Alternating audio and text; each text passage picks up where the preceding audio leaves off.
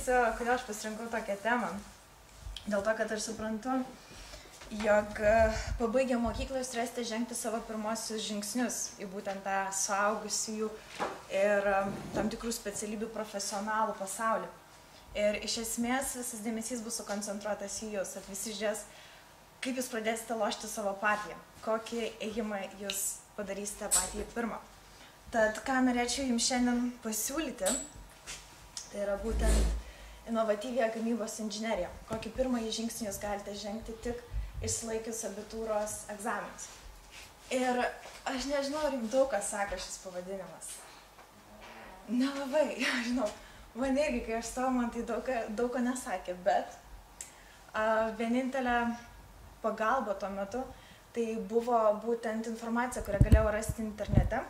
Ir pagrindiniai žodžiai, aprašantis šią specialybę, tai buvo naujos technologijos kūrimas. Na, akivaizdoji žodžiai, inovatyvioji.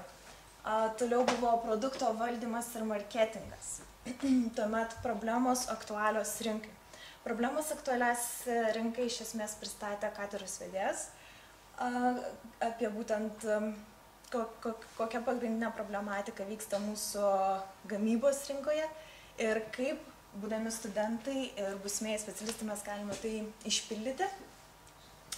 Naujausių technologijų taikymas. Nebūtinai viską, su kuo mes dirbame, mes turime sukurti patys. Daugelį technologijų mes iš tikrųjų pritaikome iš vakarų, tai dažniausiai iš Vokietijos, Austrijos ir Amerikos. Inžinerinių sprendimų priėmimas.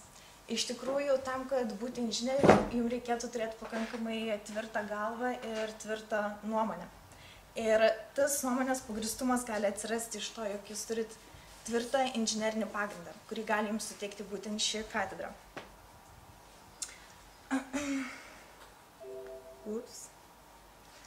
Tačiau visi šie pavadinimai yra šiek tiek toli nuo mūsų. Aš suprantu, kad marketingas, rinkodara, tada inžinerinės problemos, jūs turbūt nelabai su tom susidurėt šiom dienom. Nelabai, ja. Tačiau jeigu bendraja prasme pasižiūrėjus, tai inžinerija yra kūryba. Ką mes dažniausiai veikiame per savo paskaitas, per savo kursinius darbus, tai mes turime idėją, kurią mes arba nueskizuojame, arba tiesiog diskutuojame kartu su dėstytojais ir mes sugalvojam kažką, pavyzdžiui, automobilį.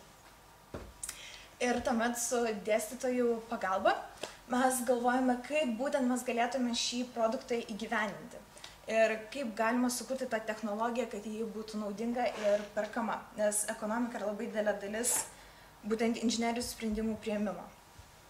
Ir tuomet mes galime sukurti nuo mažo eskizo iki pat pilnai išbaigto Ferrari automobilio. Na, aišku, mūsų katedroje galutinis rezultatas ne visuomet būna Ferraris, tačiau, jūs ką tik buvo šioje laboratorijoje, vaikinai iš mūsų katedros kartu su, man atrodo, elektronikos inžinieriais, jeigu aš neklystu, sukūrė elektromobilį. Ir jie dalyvavo įvairiuose konkursuose, kad galėtų pristatyti būtent šio elektromobilio koncepciją. Tai va.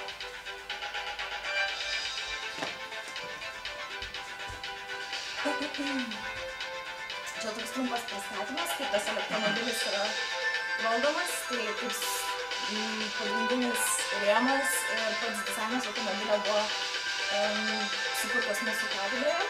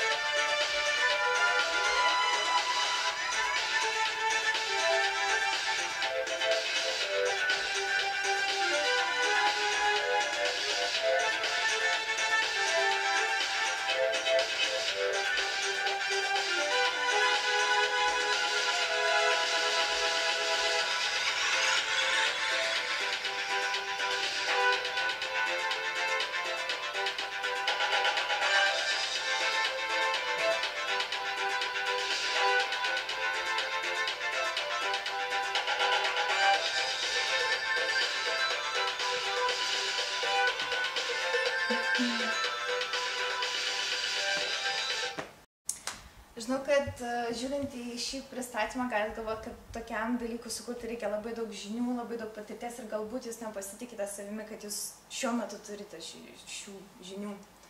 Ir noriu pasakyti, kad visų pirma, jūs jų išmoksite. Būtent įstoję į inovatyvią gamybos inžineriją, jūs įgausite reikiamą žinių bagažą. Ir kitas dalykas, per visus sunkumus jūs nekeliausite vieni. Jūs turėsite grupiokus ir kursiokus, kurie taip pat studijuos tą patį dalyką ir jūs dalinsite savo mintimis. Taigi, svarbiausia yra, aišku, matematika. Būtų gerai, kad jūs būtumėte ją išsilaikę. Taip pat labai svarbus dalykas yra medžiagų mokslas, tai būtent pagrindas visos inžinerijos, kaip suderinti medžiagas tam, kad būtų sukurtas pats optimaliausias produkto variantas. Kūrybinis dizainas ir įrankiai, jūs nebūsite tie inžinieriai, kurie, kaip pat, kad jūs kūrėte kubikus, rubikus ir niekas ten nenori pirkti tam tikros konstrukcijos, nes ji nėra vizualiai patraukli. Jūs išmoksite modeliuoti patrauklės pirkėjai konstrukcijas. Specialiosios medžiagos, tai būtent tos medžiagos, kurios yra dabar technologijų viršūnėje. Tad jūs mokysitės apie pačius svarbiausius technologinius pasiekimus. Ir kokybės valdymas ir kontrolė, jūs jau apie tai girdėjote. Tačiau ne viskas yra išmokstama paskaitose. Jūs jau buvot mūsų laboratorijoje ir iš tikrųjų dabar būdami 4. kurse mes ten daugiausiai praleidžiam laiko. Ir čia matote mūsų grupę 4. kursų. Tai mes daugiausiai praleidžiam laiko būtent praktikoje, nes įmonės kviečia mus apsilankyti, kartu su dėstytojais apžiūrėti jų gamybos sektorius. Ir taipogi, kaip jau ir minėjo katedros vedėjas, iš tikrųjų mus labai kalbina dirbti. Ir tiesiog, jeigu nueini atlikti praktiką tam tikrą įmonę, labai dideli šansai, kad tu ir pasiliksi dirbti toje įmonėje. Ir dažniausiai mes pradedam dirbti nuo 3. kurso jau pagal specialybę. Aš nežinau, kaip katedros vedėjas sakė, kad maždaug 1,5 uždirba, bet kiek girdėjau iš aplinkinių, tai jie sakė, be 2 neina į gamybą dirbti. Tai čia toks palyginimas. Čia 1 metais, o po to jau 4 ir 6 ir taip toliau. Tai va. Naujas dalykas, ką mes išbandėm prieš metus, tai yra metalų formavimas robotų. Kai matot mūsų reklaminį veidą, Gvidą ir Karolį. Gvidas čia. Ir jie čia ne šiaip sau maivosi. Katedros vedėjas pasiūlė mums pradėti dirbti su metalų formavimu ir robotu ir sukurti kokį nors 3D dizainą su juo. Taigi, ką mes sugalvojom padaryti, tai yra karūna. Ją suviriname su robotu. Ką nori pildyti? Iš tikrųjų, karūna tai buvo Gvido idėja. Jis buvo mūsų pagrindinis dizaineris. Tačiau su robotu mes dirbome visi kartu. Vieni programavo, kiti jau patį virinimo procesą.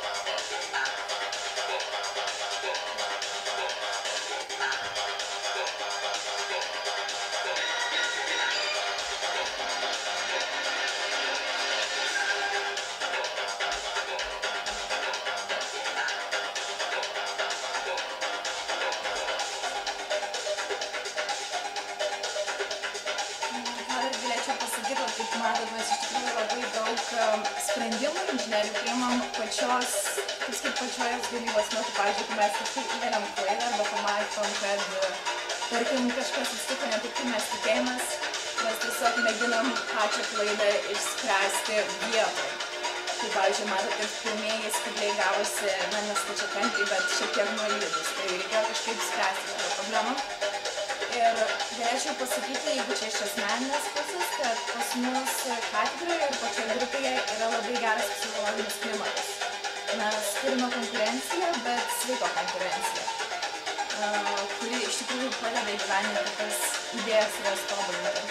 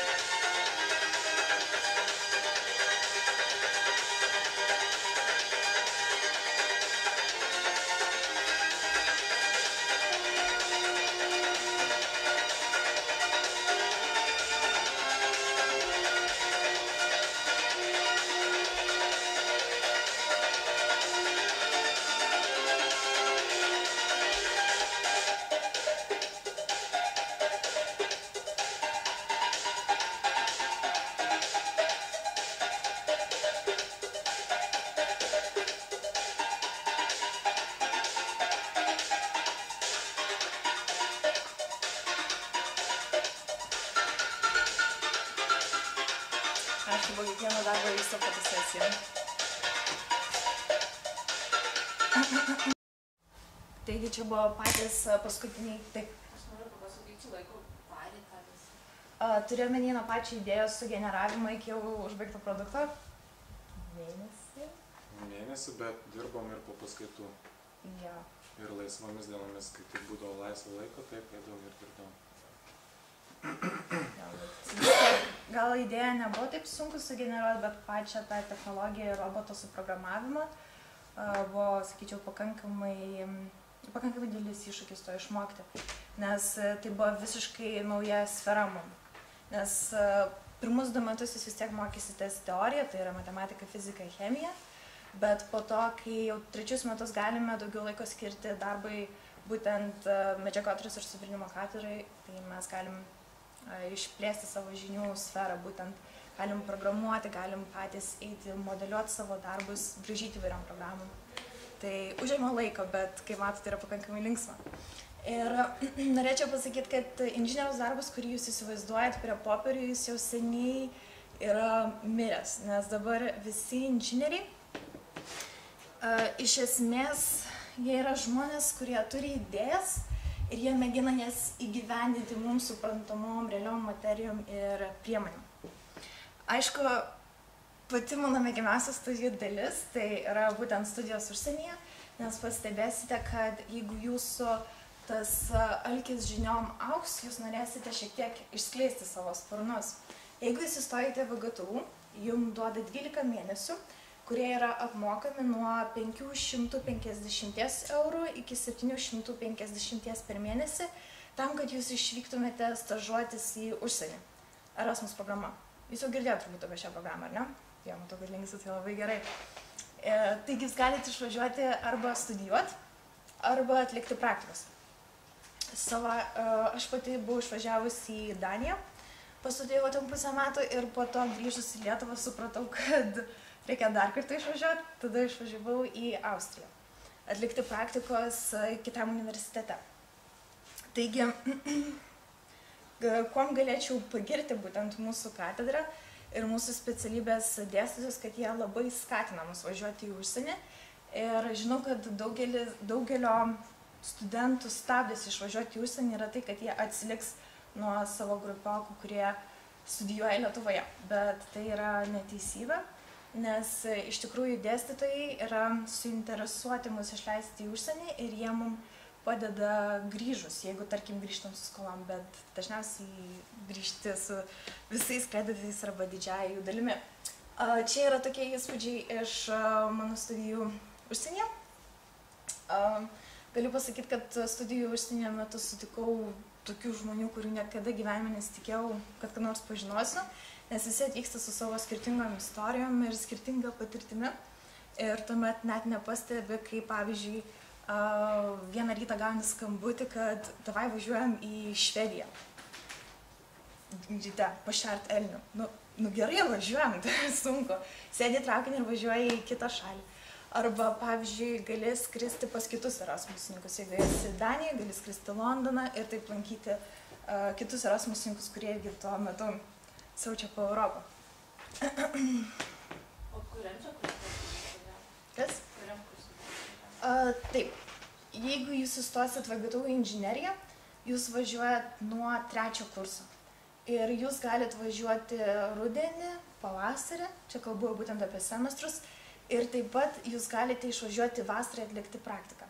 Labai siūlau išvykti vasarą atlikti praktiką, nes visą vasarą praleisti kitoje šalyje ir dar tu moka stipendiją. Tai iš tikrųjų labai įdomi patirtis, reikėtų patiems išmėginti. Ir dabar priėmė jie naują įstatymą, kad kuomet pabaigi bakalaurą, 2 mėnesius dar gali išvažiuoti į užsienį, atlikti praktikos ir su vis dar tuo pačiu stipendijos dydžiu. Tad galimybių jūs turit daug. Aišku, ne viskas yra taip linksma. Kartais mes turim rimtai padirbėti. Pavyzdžiui, dabar mūsų didžiausias galvos skausmas tai yra baigiamieji darbai. Taip, bet jis šypsosi, bet jis greit nebesišypsos. Taigi mes baigiamuosius darbus stengiamės paruošti kuo įmanoma inovatyvesnius. Ir aš norėčiau jums šiek tiek parodyti ką aš kūriau pastaruosius mėnesius. Tai yra tik tai prototipas. Kaip ir minėjau, aš atlikau praktiką kurį laiką Austrijoje. Ir Austrijoje aš tyriau deimantinės dangas. Ir pats šlykščiausias praktikanto darbas yra pakrauti reaktorių prieš padengiant dangą. Todėl ir sugalvojau, grįžus čia į Lietuvą, kad reikia patobulinti tą reaktorių, nes negalima kankinti studentų. Tai va, aš jums parodysiu, kaip programa SolidWorks yra sumodeliuojamas reaktorius. Ir būtent baigiamųjų darbų metu mes stengiamės sukurti brėžinius, bendrojo vaizdo surinkimo brėžinius, darbo brėžinius ir tuomet parinkti medžiagas ir gamybos technologiją. Kaip ir minėjau, čia yra pagrindinis prototipas, tad čia nėra kažkas labai dar įspūdingo kol kas, bet tikėkime, kad pavasarį atrodys šiek tiek geriau. Ir dabar, jeigu jūs susidomėjote studijų programą, kaip jūs galite tapti inovatyviosios gamybos inžinerijos studentu ar studente. Taigi viskas priklauso nuo jūsų ėjimo šachmatų lentoje. Taigi pirmas ėjimas būtų matematika. Tai yra 0,4 svertinio koeficiento. Tikiuosi, kad visi matematiką vis dar mokotės išplėstiniu lygiu. Palinksėkit galvom, prašau. Jo, mokotės, super. Ir laikykit egzaminą, jeigu laikysit. Jo, gerai. Tada fizika 0,2. Čia gali būti ir egzaminas, ir metinis pažymys, man atrodo. Ir mačiau, kad linksėtit, kad irgi fiziką mokotės. Super. Jūs jau pusę nuėjot. Pats labiausiai man patinkantis koeficientas tai yra palankiausiai išlaikytas egzaminas. Tai yra bet koks egzaminas, kurį jūs išlaikote aukščiausiai, gali būti, man atrodo, anglų kalba, gali būti istorija, bet turbūt daugiausiai visiems būna anglų kalba. Čia turime omeny jau atmetus tos, kurie priskaičiuoti, nes to paties egzamino to 2 kartus nepriskaičiuos. Lietuvių kalba 0,2, tai sėkmės rašant rašinius, man atrodo, rašinius dabar rašot. Jo, tai va, sėkmės su tais rašiniais. Ir tuomet, jeigu jūs teisingai išdėliosit savo šachmatų lentoje ėjimus, jūsų galutinis rezultatas bus VGTU. Tad dėkui jums už dėmesį ir jeigu jūs turit kokių klausimų, aš, gvidas arba katedros vedėjas ir dėstytojas jums gali jūs atsakyti.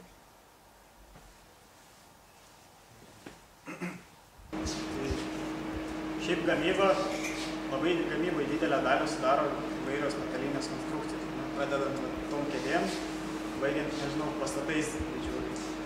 Bet viena iš mūsų tos inovatyvios gamybos inžinerijos laboratorijų, civilinio laboratorija, mes jau sprendžiam ir jungiam įvairius metodus.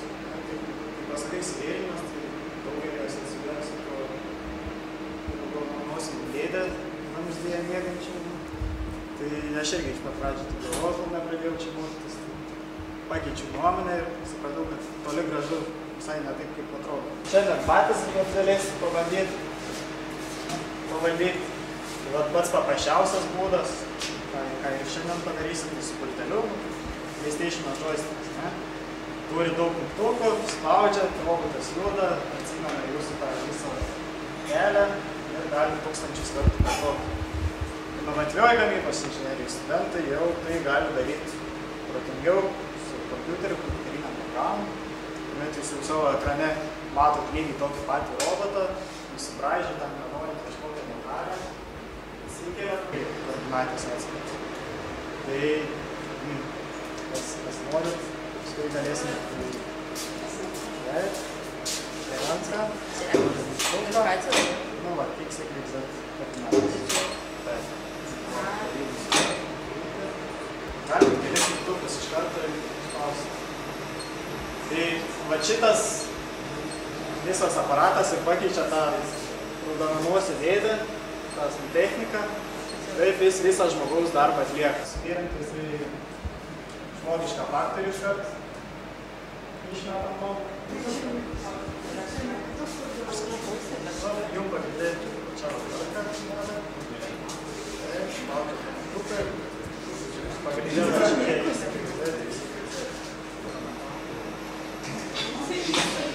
Taip, dabar su pusėje, tai reiškia, kad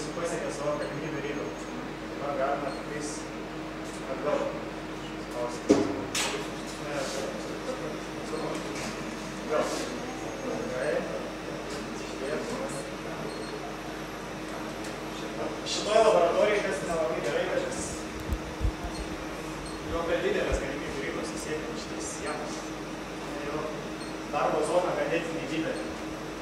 Ir dabar jūs kai valdote, tai ganėtinai ledai jau, ne? Darbo režimu greičiai yra milžiniški, tai jeigu galima faktiškai iš tokių šunų optimų žaudėti. Žaisti saugalis. Tai iš esmės čia universalus daiktas. Kokį įrankį įdėsit, tai gamybos. Čia yra, čia lygiai toks pat aparatas žmogus gali su jau iš mūsų konstruoti.